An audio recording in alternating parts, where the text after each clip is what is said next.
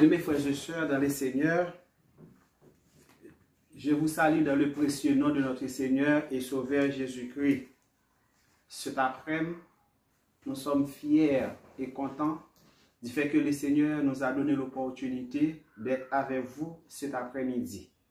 Donc, après-midi, nous allons continuer avec l'étude nous sur les signes du dernier temps. Et en dans l'étude ça, nous allons finir par remarquer le Seigneur des Seigneurs, le Dieu des cieux, le roi des rois, l'Éternel des armées, c'est lui-même qui c'est le chef, c'est lui-même qui c'est le taureau. Après lui-même et en dehors de lui-même, pas l'autre monde encore. Malgré toute tentative que le monde en soi, lui-même qui a fait, eh bien l'Éternel, notre Dieu, l'irrité comme le Seigneur des Seigneurs, le Tout-Puissant, le Merveilleux, et la grandeur, la force, la magnificence reste et demeure à l'Éternel, notre Dieu. Jusqu'avant de commencer avec l'étude, nous demandons s'il te plaît pour une position de prière pour nous invoquer le Dieu très haut. El Elyon, le Dieu Tout-Puissant, Jéhovah Jireh, roi des rois, Seigneur des seigneurs, maître des maîtres, l'Éternel des armées, Dieu d'Abraham, Dieu d'Isaac et de Jacob, mon Seigneur et mon Dieu. Nous sommes infiniment, ô Dieu, reconnaissants envers tes multiples bienfaits accordés envers nous.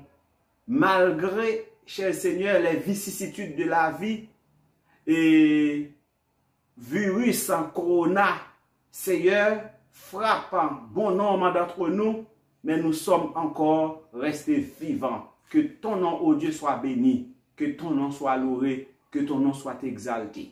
Seigneur, nous réclamons maintenant ton onction, cher Seigneur.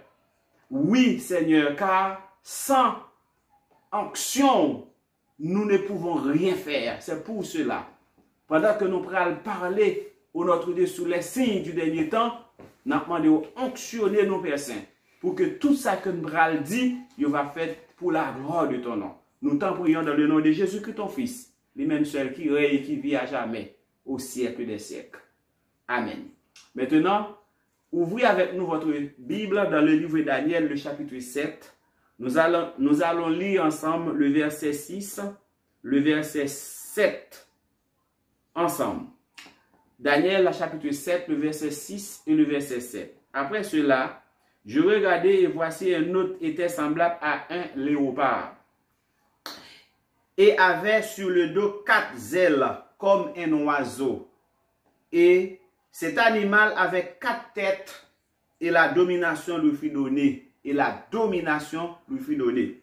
Après cela, je regardais pendant mes visions nocturnes et voici il y avait un 4e animal terrible, épouvantable et extraordinairement fort. Il avait des grandes dents de fer. Il mangeait, brûlait et il foulait aux pieds ce qui restait. Et il était différent de tous les animaux précédents et il avait 10 cornes. Bien-aimés frères et sœurs, ce que j'apprécie dans le Seigneur, c'est que le Seigneur pas quitter nous sans ne pas avertir nous bagaille qui doit arriver. Et ça que nous remarquons ici, depuis au commencement des temps, le Seigneur, lui, il a révélé son serviteur Daniel pour que l'écrit parole ça et bagaille que nous connaissons, qui était passé à son époque et à l'époque entre lui-même et notre époque et pour arriver à nous-mêmes et même pour arriver à la fin des temps. Béni soit l'Éternel parce que le Dieu, il n'a pas quitté nous sans avertissement.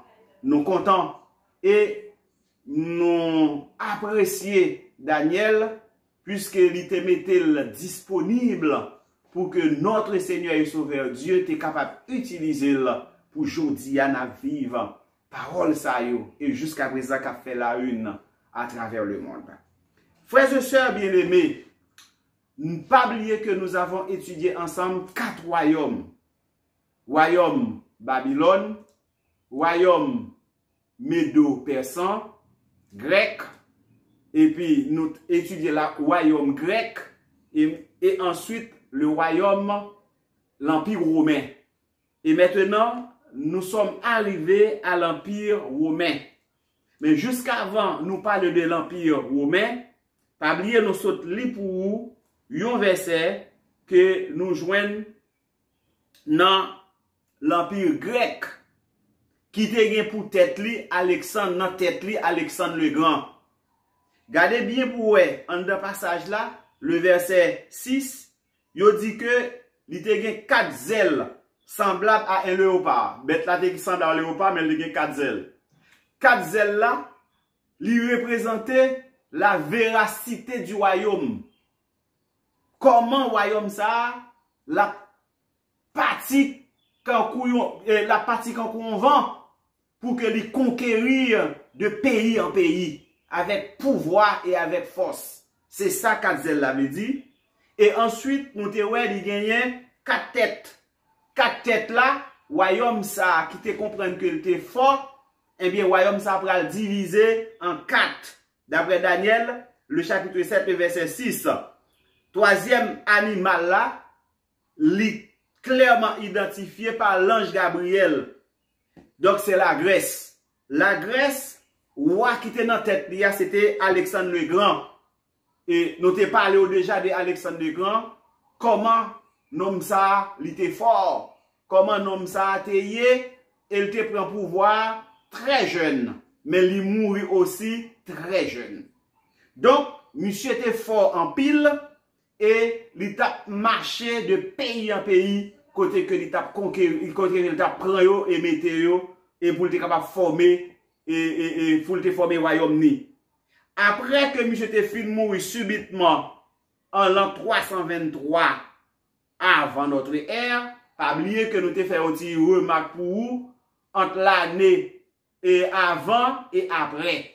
Là, nous dit avant notre ère, c'est-à-dire avant Jésus-Christ est venu. Là, nous dit après notre ère, et c'est-à-dire c'est l'année qui marquait la naissance de Jésus-Christ à nos jours.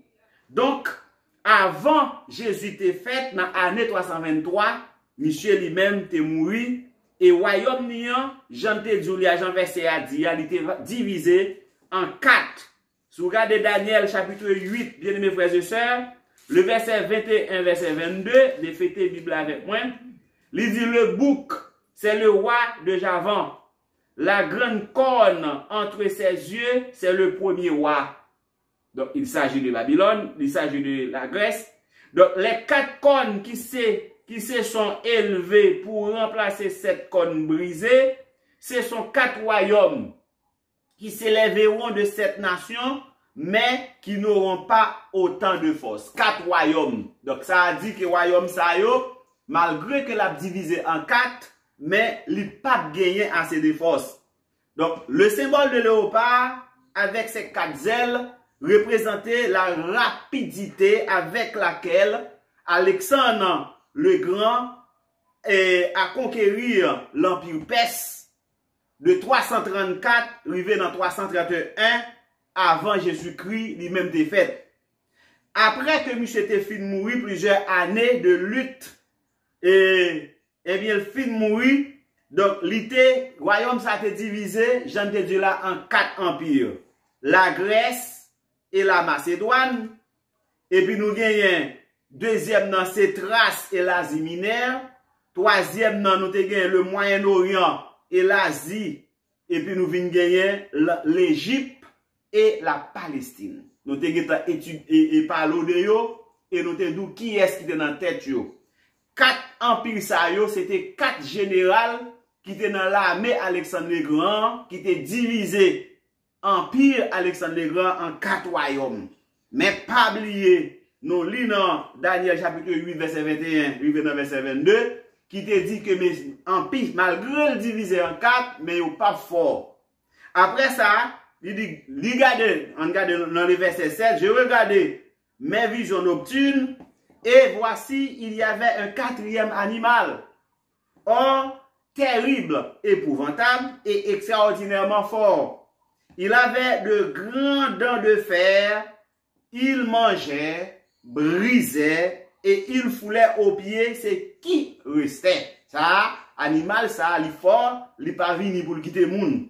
Il était différent de tous les animaux précédents. Donc, nous t'égeons, ouais, tous les animaux qui étaient passés avant eux. Donc, maintenant, animal, ça, li gen moun sou li. Donc, ils sont animal qui fort.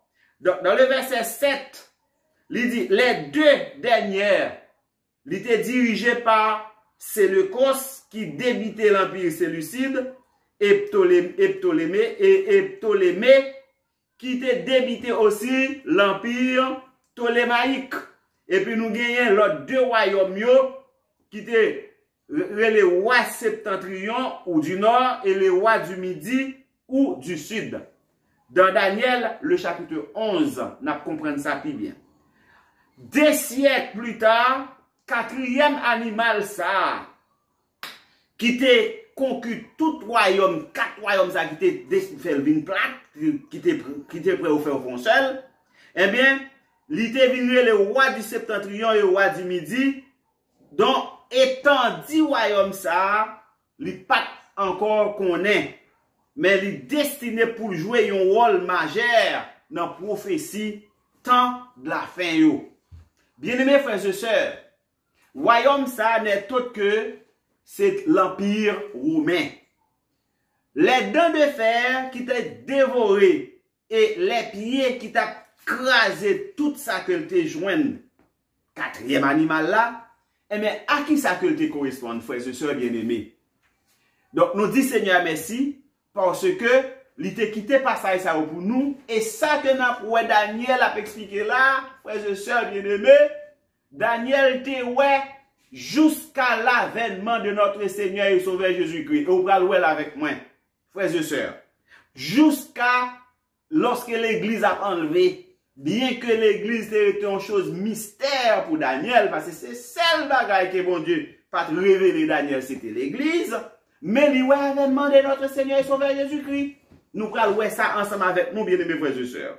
D'où, l'elle dit, il était fort quand vous faites, il était crasé et brisé, ouais, crasé, brisé, quand vous faites, qui te mettait en pièces. J'en ouais, statue, dans Daniel 2, verset 40, verset 41, frères et sœurs bien-aimés. Daniel 2, verset 40, verset 41, qui dit, il y aura un quatrième royaume, fort comme dit fer, de même que le fer brisa et rompt tout, il brisera et rompra tout comme le fer qui met tout en pièces. Dans verset 41, et comme tu as vu les pieds et les orteils en partie d'argile, de portier et en partie de fer, ce royaume sera divisé, mais il y aura en lui quelque chose de la force de fer, parce que tu as vu le fer mêlé avec l'argile. Ça très important, vous voyez quand on dit fer mêlé avec l'argile. Donc, fer plus fort que agile là. Il mêlé avec agile. Vous voyez.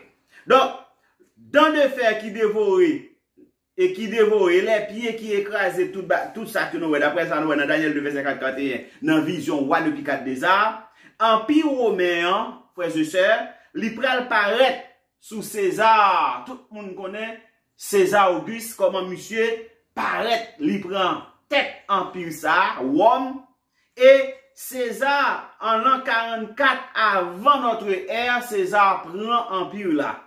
4 empires qui étaient fondés, donc lui-même, César vient prendre, il fait le fond seul, et puis César commençait à marcher sur le monde, et il dévorait toute sa jointe, il brisait toute sa jointe, il écrasait toute sa jointe. Et sous César, c'est sous César tout, que nous joignons que côté que, il te prend la Palestine, côté que, il te vin bail, et nous te divisé en plusieurs, roi Hérode, te yon côté, et puis, te gagné, nek qui te bail l'ordre pour te crucifier Jésus, yon l'autre côté, frères et sœurs bien-aimés. Mais qui est-ce qui était plus gros chef? C'était César. Et nous comprenons, là, ils ont porté pièce monnaie à bail Jésus, et puis, ils ont dit, ils ont porté pièce, là, Jésus te demandé pièce monnaie pour établir cette différence avec une question que les Juifs ont posée parce que vous pensez que vous avez prendre un piège.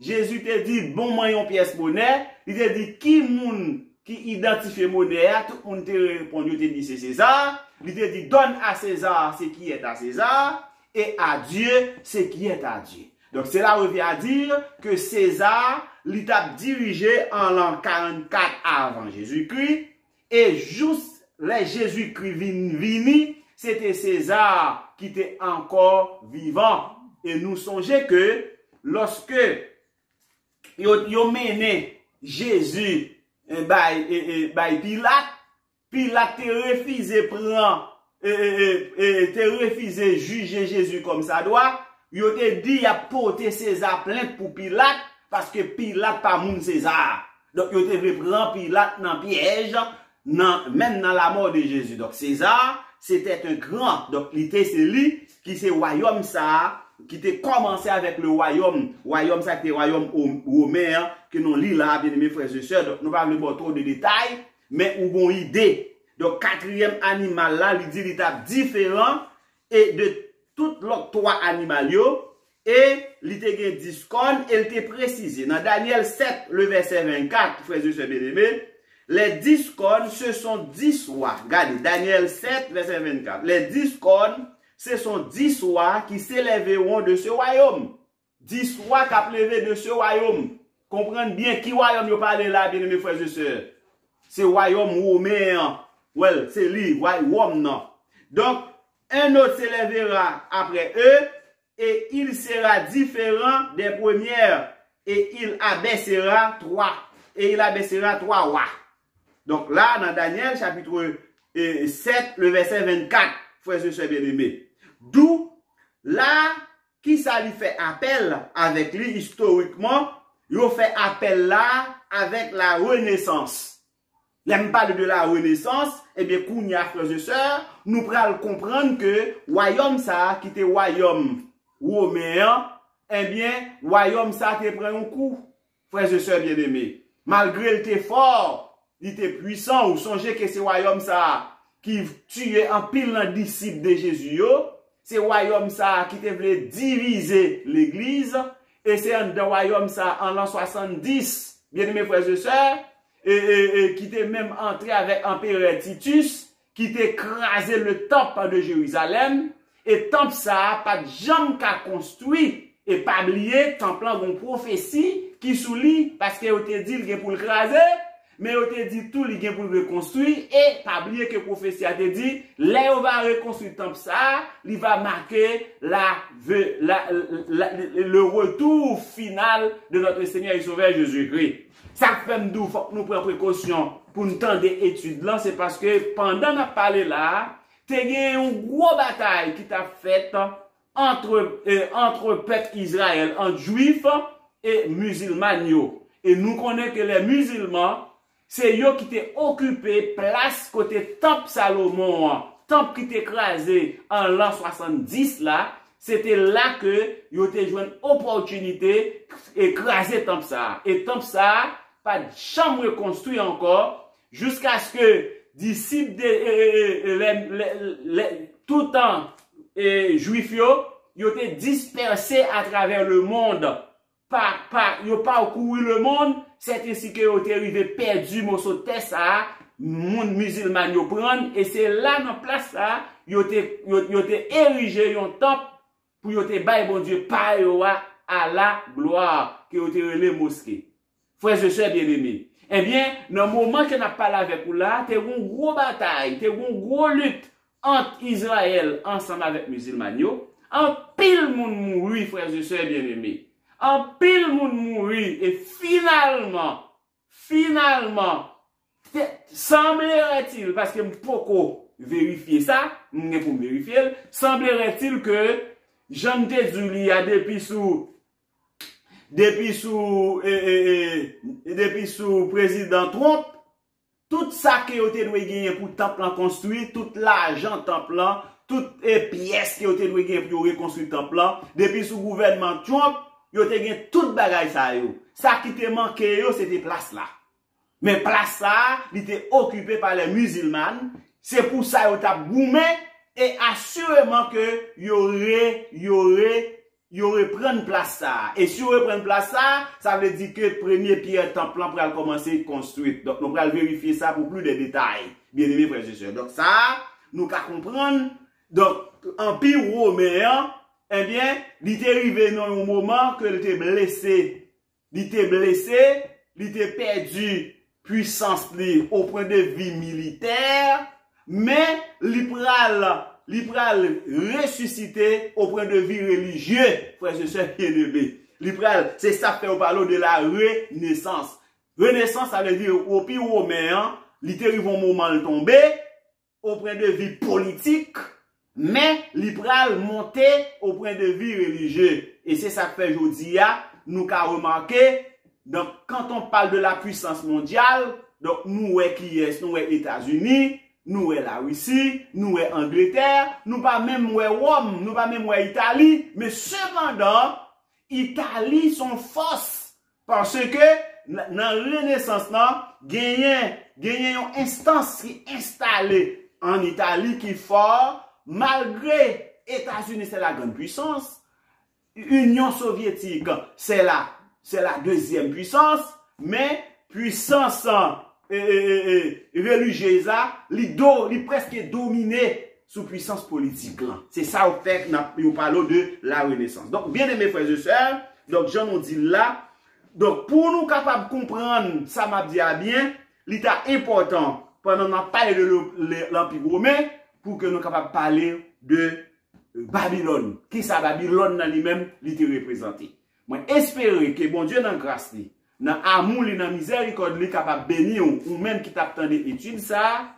Et dans la prochaine étude là, nous pourrons parler où qui ça Babylone lui-même lui représenter. Mais pas oublier, animal ça qui pourra louer Renaissance là dans l'histoire suite dans 1500 ans jusqu'à la 10e, c'est-à-dire au temps de la fin, la 10e et dernière, Renaissance là, la détruit par Christ. Alléluia. Renaissance là, la détruit par Christ à son second événement. Les Jésus va venir dans le second événement non, Renaissance que nous avons parlé à la quitter l'Empire romain, eh bien lui-même, Christ va l'écraser. On lit avec moi Daniel 7, le verset 26-27. C'est ça qui va mener nous dans l'autre caractéristique de prophétie de quatrième animal ça. Donc nous allons parler où qui ça la Bible représenter, mais l'autre caractéristique animal là, nous allons parler au délit parce que c'est un bagage. On regarde Daniel 7 verset 26-27 et puis pour nous capable pour nous camper là et puis après nous va continuer. Daniel 6 verset 26-27 il dit puis viendra le jugement et on lui ôtera sa domination. Bien-aimés frères et sœurs, qui sera détruite et anéantie pour toujours. Le règne, la domination de la grandeur de tous les royaumes qui sont sous les cieux seront donnés au peuple des saints du Très-Haut. Comprenez bien. Son règne est un règne éternel. Donc là, il a parlé de règne Christ là, bien aimé. C'est pas règne antéchrist, il a parlé là. Donc Daniel, ouais, loin, frère, je suis bien aimé. Ça fait m'dou, moi-même, moi, remets prophétie Daniel, yo. Parce que, yo clair et précis. Si vous pas comprendre yo, ou tout pas comprendre yo. Donc, il dit, et toutes les dominations le serviront et lui obéiront. Toutes les dominations à servir et à obéir. Ici finira les paroles. Moi, Daniel, je suis extrêmement troublé par mes pensées. J'ai changé de couleur et je conservé ces paroles dans mon cœur. Donc là, Daniel a chance, frères et sœurs, pour louer la première venue de Jésus et il a chance pour louer deuxième venue de Jésus, suivant ça que nous voyons là. Et sous ta garde verset 24 à 25, le verset 24 là déjà, il dit, il prononcera des paroles contre les Très-Haut. Qui est-ce qui a prononcé les paroles contre les Très-Haut? Nous prenons avec nous, bien-aimés frères et sœurs, parce que là, on parle de 10 cornes, nous prenons la petite corne. Et la petite corne, la parle avec arrogance, nous prenons parce que dans verset 24 là, il parle que les 10 cornes, ce sont 10 rois qui s'élèveront de ce royaume. Un autre s'élèvera après eux. L'autre qui s'élèvera après eux, c'est la petite corne. Nous prenons le plus devant dans l'étude là. Moi, espère que bon Dieu, dans grâce, dans harmonie, dans miséricorde, dans compassion, capable de faire comprendre une telle parole. Notre Seigneur et Sauveur Jésus-Christ viendra à l'heure que vous n'y pensez pas. Ce que vous devriez faire, c'est l'accepter comme Seigneur et Sauveur Jésus-Christ. Parce que Jodia, il est l'agneau immolé, l'agneau qui peut pardonner.